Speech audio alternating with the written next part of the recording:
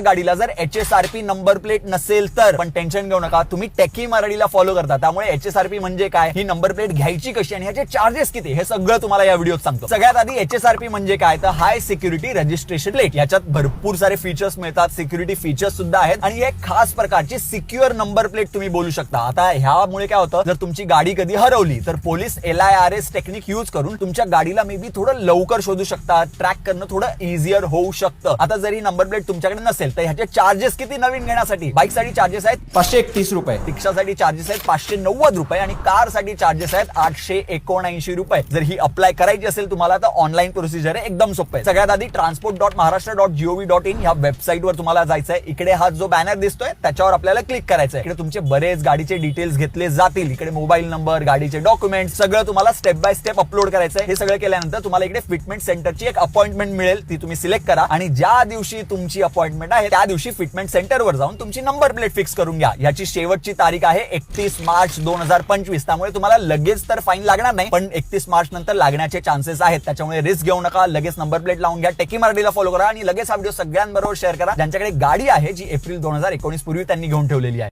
Number लावल्यामुळे वाचलो.